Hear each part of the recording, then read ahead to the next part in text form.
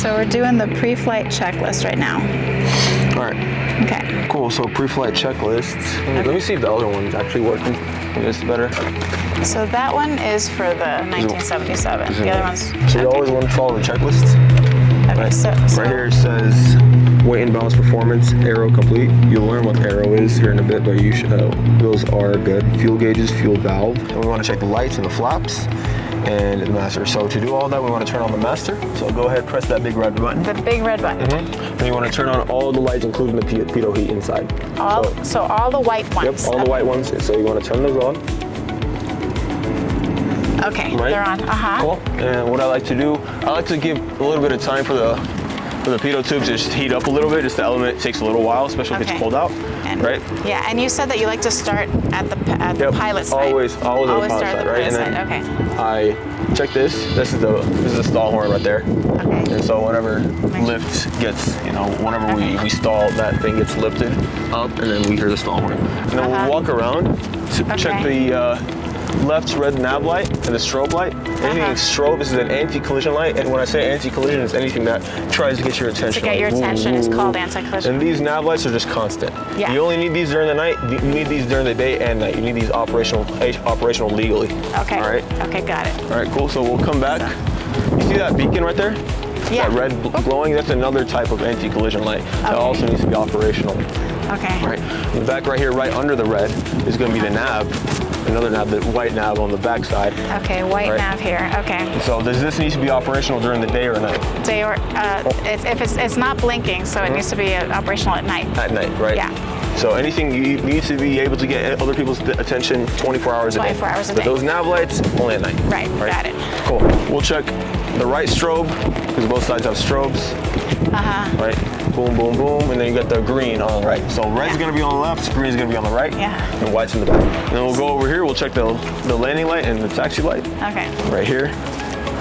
These are LEDs, so they won't burn out.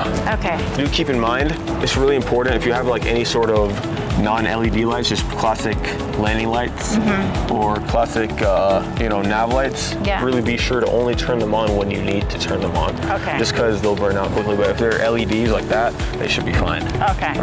All right, cool. We'll come around right here. We'll kind of touch the pitot tube right here, and we'll make sure that it's hot. If not too hot, just kind of see how it's hot, and then we'll go back inside. We'll turn off everything, including the master, because we don't want to run the battery dry. Okay. Turn off all the white switches, except the beacon. Except the beacon. Yep. Okay. And I'll explain why later. Right. And then turn off the red switch, the master. Okay. So master's off, everything but the beacon is also off. Yep. All right. So we'll grab these. Okay. And the first things we're gonna do, since we're going to start off right here. We are going to sump the fuel tanks. Okay. Right? So this is the left fuel tank. We want to sump it. Right? That should be good. You want to look inside and look for any water or debris. If you see any water or debris, you want to... Yeah, we don't see that line, we don't see anything. that white line, so no. Right, we don't want to see any of that, so that should be good. One other thing, actually, I did forget to do, make sure the checklist says flaps as well. So you see those electric flaps, that flap lever over there? Turn on the master and put it all the way down. Okay. This is the flaps, right? Yes. So put it all the way down. All right, you see these actuating right here? See the flaps going down? All right. And once it's all down, you can turn off the master. Okay. All right. Okay. Cool. So the flaps came down. Yep. And now with the flaps down, we're able to check those cotter pins and things, right? Yep. Okay. We'll do that on the back side. So we're gonna start back here again, right? Yep. We're gonna start over here. We sumped it. Yeah. We'll check the pitot tube. There's nothing in here. We don't want any bugs or any ice on here. So look to the side. Make sure it's not blocked. Okay. So look inside. Right. Yep. Look inside. It looks perfectly black. Yep. We'll come around front side. Make sure all these rivets are all intact. Nothing's broken. Everything looks normal, right? Just if anything looks out of place or odd, always approach things, suspiciously. Okay. Look at the wingtips, nothing, no damage. Right, and then we're gonna go over here to the ailerons. Right, what we're gonna do is we're gonna grab it by these Or just- these rivets. No, not the flat part, but this part right here. Oh, this part. Right, is stronger, right? We don't want to bend the actual Okay. metal, right? We'll make sure it, has freedom of movement, and then we'll lift this up, and then we'll check this little thing right here. We're gonna kind of wiggle it a little bit, make sure it has some play. Okay. Yep, and really make sure to actually hold on with your hands, because you don't want your finger to get smashed, Okay. especially when you get into bigger, more powerful aircraft. Okay. These ailerons will chop your finger off. You want to check these hinges right here, that they're all attached. Yeah. So 1 hinge, 2 hinge, and 3 hinge. All right. All right, everything looks good. Yeah. We'll just put it back down. Okay. All right. We'll go over here. We'll check the same thing. Okay. Wiggle that little thing. It's got a tiny bit of play. Yep, a little bit of play, and then you want to kind of put a little bit of Pressure on that. just because the wind is going to be doing the same thing, right? Okay. At the same time, you see these wheels on the rails, right? You want to make sure they're actually able to go actually on the rail. So on the rail. Okay. Exactly. You want to check the other one? So kind of like give the whole flap some play, and then just make sure that thing is secured on the rail. Yeah. Right? Yes. Cool. We'll come back here. Okay. We'll make sure this is locked and closed. And this is flush. Cool. Flush. Because we have a bunch of stuff in the back. We don't want it falling out and flying. Yeah. Right. We'll come back here to the horizontal stabilizer. We'll kind of try to move it around. People might think, oh, I want to break the airplane. Because the thing is, if you have the ability to break the airplane, Mother Nature is definitely going to be able to. Exactly. Yeah. Right. We're gonna do the same thing with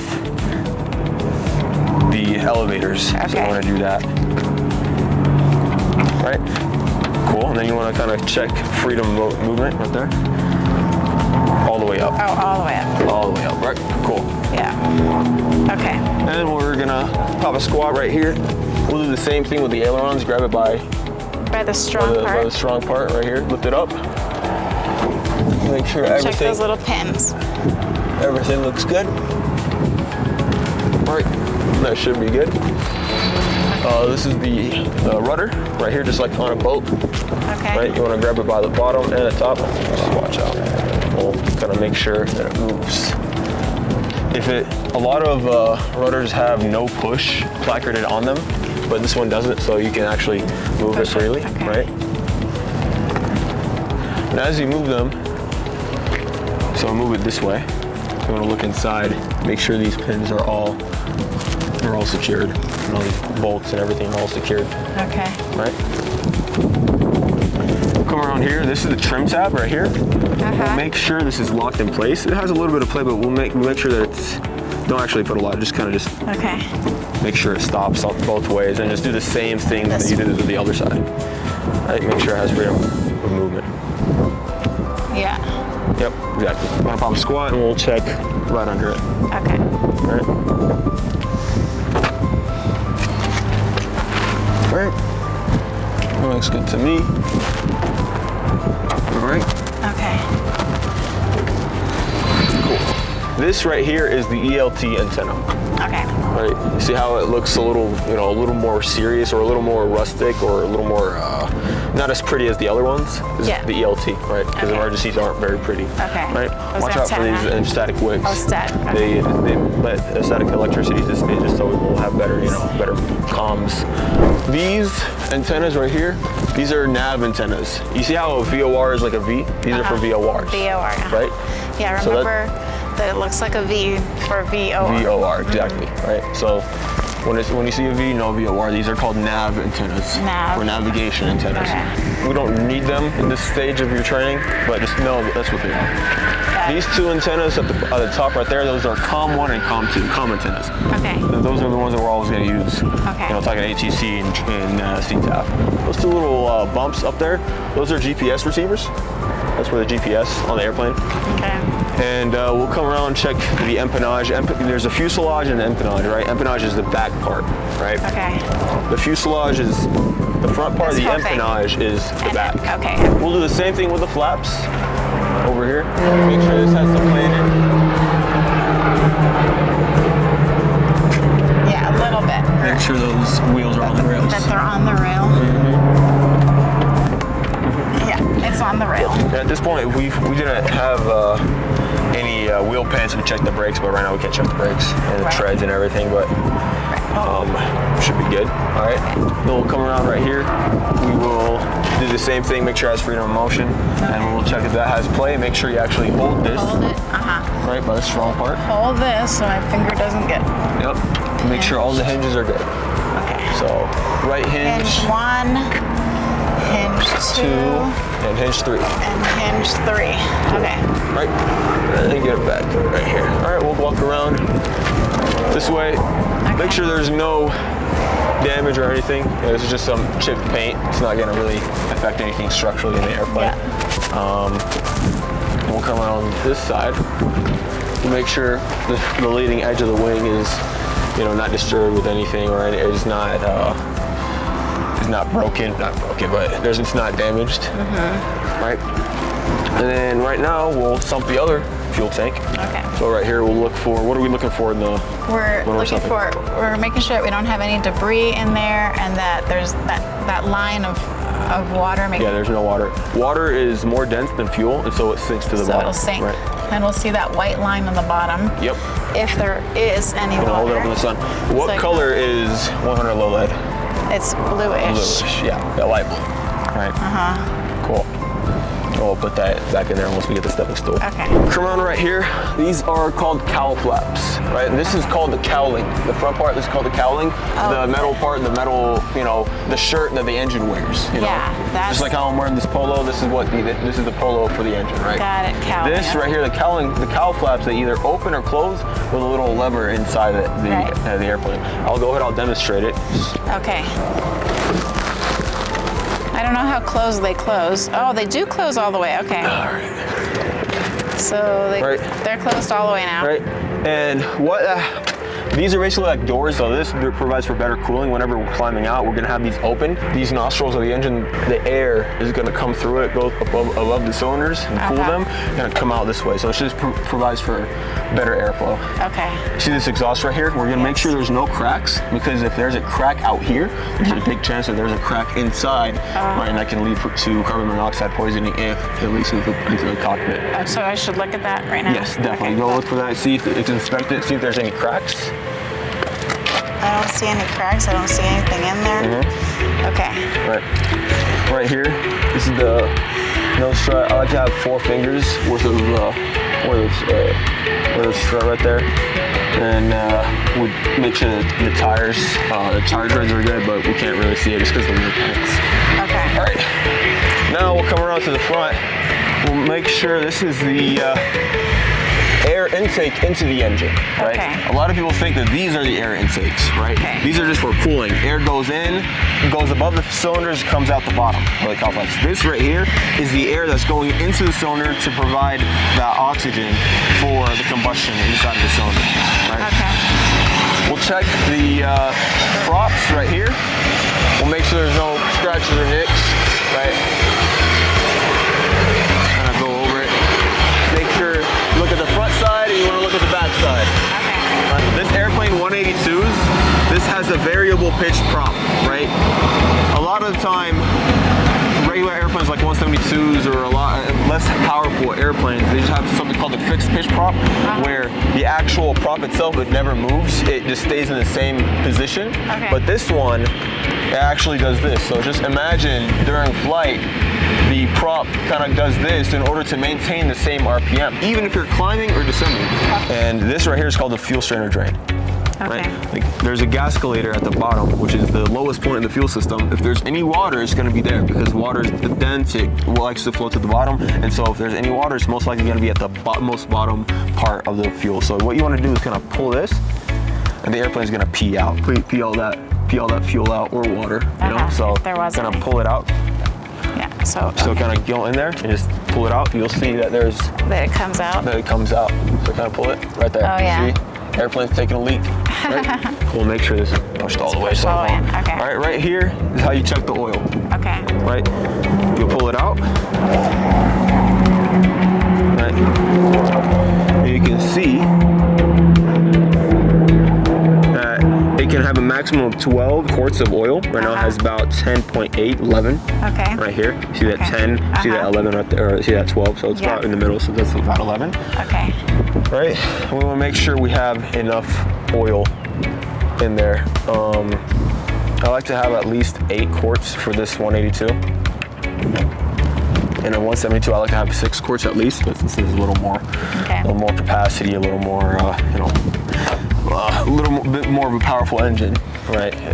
We'd like to have at least 6 quarts, right? The POH says something else. POH recommends maybe a lower number. Not sure what the exact number is, but we always want to have personal limits because legal doesn't necessarily mean safe, right? That's why you always have to bump it up a little bit for your personal limits, right? Cool. Come around right here to the last part of the pre-flight. You see this little hole right here? You want to make sure it's not clogged. This is the static port, right? And it gives us altitude information and vertical speed indicator, right? Because it senses the pressure. Now, one question, why do you think this pitot tube is head on with the wind and this isn't head on with the wind? Because that one has to measure the air pressure, so you need to know how many molecules are going in, at what rate the molecules are going into that little thing. Exactly, so that thing measures ram pressure. The air is ramming into it, right? And this thing measures what kind of pressure? I forgot what it was called. Static. Static pressure. Static pressure. Right, or ambient pressure. Ambient pressure. Because all that wind is going to the side, but there's really no pressure. The only thing that's actually exerting a force is the actual pressure and the weight of the atmosphere on that static port. We'll look inside, make sure that it's not clogged.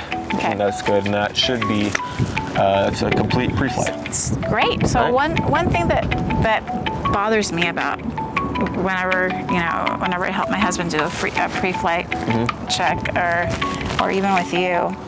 Like, I feel like I want to poke a needle in there. I want to poke something in there to make sure that it's really.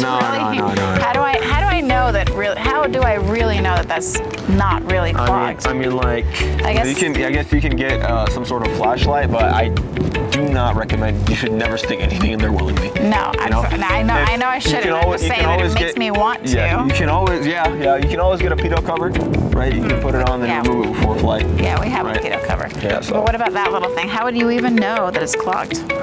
You wouldn't. Well, I'm not sure if I've never seen an actual cover for the static port before. I mean, like, if you're really that paranoid. Well, really, I'm just curious. Like, you're supposed to check things. Yeah, you want to check. You can't really know. Really, the thing is, as long as the actual outside is good, the inside is most likely going to be clear. Okay. Right? Okay. Thank you, teacher. Okay.